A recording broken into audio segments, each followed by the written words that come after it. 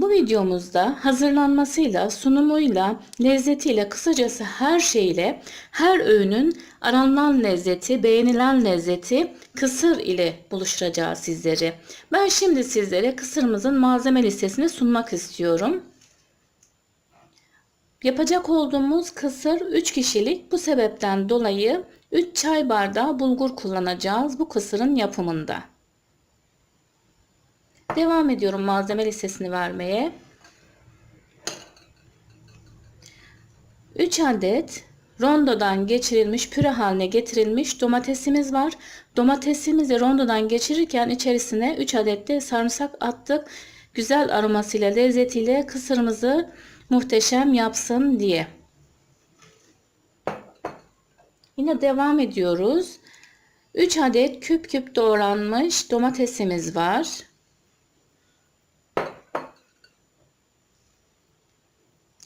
Küçük küçük doğranmış marul yapraklarımız var. Siz istediğiniz miktarda marulu kullanabilirsiniz. Biz bugün yaklaşık olarak 4-5 yaprak bu şekilde doğradık, hazırladık bu kısırımız için. Karalahanamız var. Yine aynı şekilde küçük küçük doğradık, hazırladık öncesinden. 2 adet salatalığımızı yine küçük küçük doğradık. Yarım demet dereotumuz var. Yarım demet maydanozumuz var.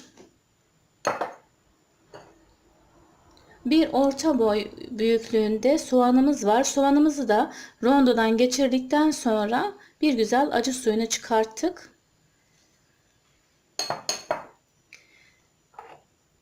Bir yemek kaşığı domates salçamız var. Bir tatlı kaşığı biber salçamız var. Bir silme tatlı kaşığı tuzumuz. Bir çay kaşığı karabiberimiz.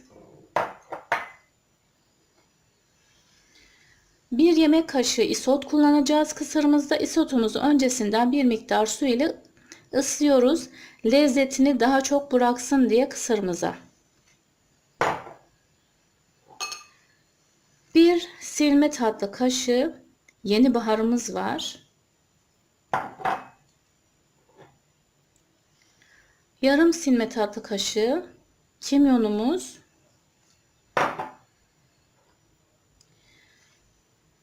Görmüş olduğunuz gibi yarım fincan nar eşkimiz var. Bir çay bardağından bir parmak eksik sıvı yağ kullanacağız. Biz bugün kısırımızda ayçiçek yağı kullanıyoruz ama arzu ederseniz zeytinyağı da kullanabilirsiniz. Bu sizin tercihinize kalmış bir durum. Kısırımızı yapmaya bulgurumuzu domates püresi ile ıslayarak başlayacağız. Evet, normal çeşme suyu kullanmıyoruz kısırımızı yapmak için. Biz bugün çok farklı bir teknikte kısırla sizleri buluşturacağız. Bulgurumuzu önceden rondodan püre haline getirmiş olduğumuz domates ile ıslayacağız. 10-15 dakika ısı bırakacağız domatesimizle bulgurumuzu. Sonrasında ise diğer yapım aşamalarına geçeceğiz. Ben şimdi görmeniz için kasemizi biraz şöyle öne almak istiyorum. 3 çay bardağı bulgurumuzu bir güzel kasemize aldık. 3 adet rondodan geçirmiş olduğumuz domatesimiz, içerisinde de 3 diş sarımsağımız var. Bir güzel kasemizde bulgurumuzla buluşturuyoruz.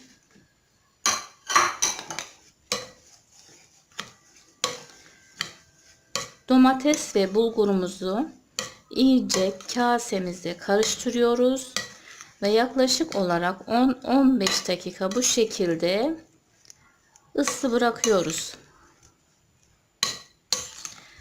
Az önce de ifade ettiğimiz üzere bazı kısırlarda sıcak su ya da soğuk suyla ıslatmaya bırakılıyor bulgur. Ama bu tarifte kısırımızı domates püresiyle ıslatmaya bırakıyoruz. Tabiri caizse bu şekilde dinlenmeye bırakacağız. Domatesimizle birlikte bulgurumuz domates püresinin etkisiyle bir güzel şişecek ve daha sonrasında ise diğer yapım aşamalarına geçeceğiz.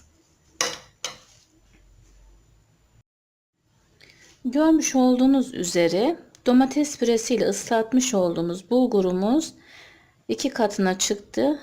Bu şekilde. Şimdi yapacak olduğumuz işlem çiğ köfte yoğurma tekniğiyle kısırımızın bulgurunu bir güzel yoğurmak olacak. Bu arada ben hemen bir parantez açmak istiyorum.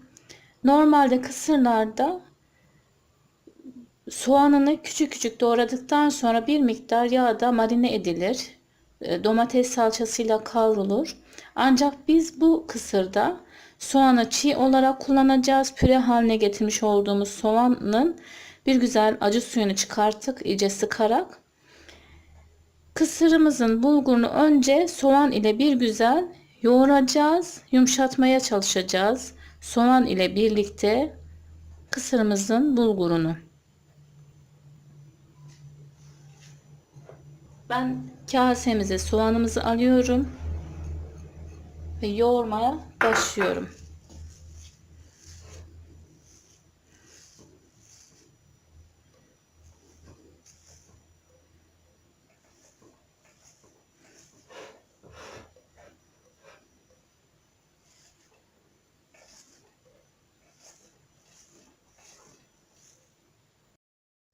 Üç çay bardağı bulgurumuzu 3 adet domates püresi ile içerisinde 3 diş sarımsak bulunan domates püresi ile kasemize bir güzel karıştırdık. Dinlenmeye bıraktık. Bu dinlenme esnasında görmüş olduğunuz gibi 2 katına çıktı bulgurumuz. Sonrasında ise yine rondodan geçirmiş olduğumuz soğanlarımız ile kasede bir miktar yoğurduk. Şimdi daha rahat çalışmak adına kasemizdeki malzemelerimizi çiğ köfte tepsisine aldık. Bir güzel yoğurma işlemine devam edeceğiz. Ne kadar çok yoğurursak o denli güzel olur kısırımız.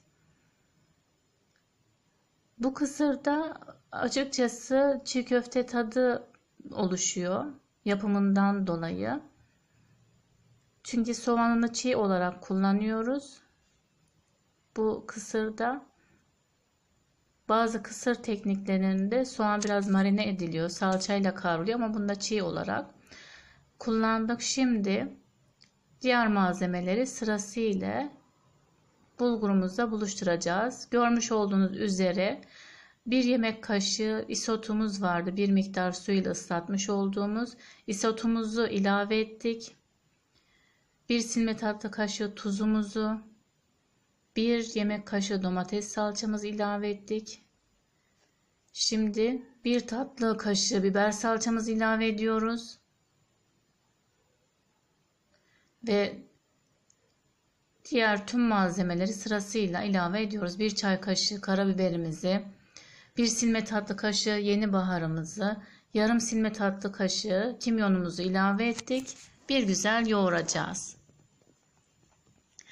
Dediğimiz üzere ne kadar çok yoğurursak o denli güzel oluyor kısırımız.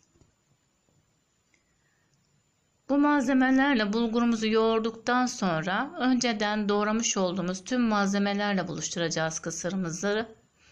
Sırasıyla o malzemeleri de ilave edeceğiz. En sonda sıvı yağımızı ve nar ekşimizi ilave edeceğiz. Sıvı yağ olarak biz ayçiçek kullandık. Siz arzu ederseniz zeytinyağı da kullanabilirsiniz.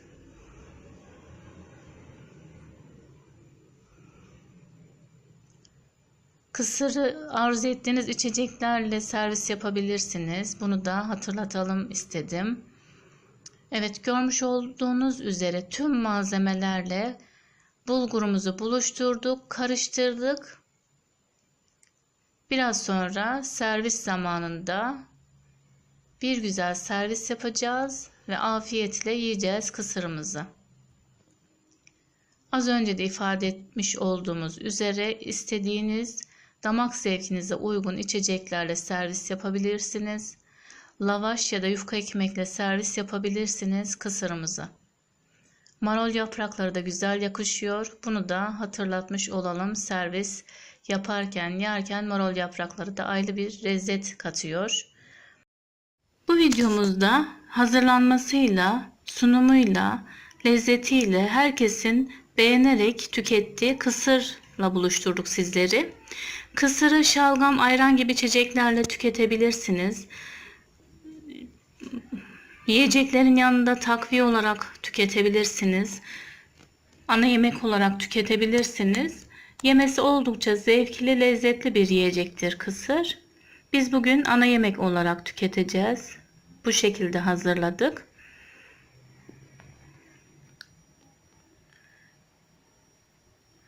Bir sonraki videomuzda görüşmek üzere. Hoşça kalın, sevgiyle kalın, bizimle kalın.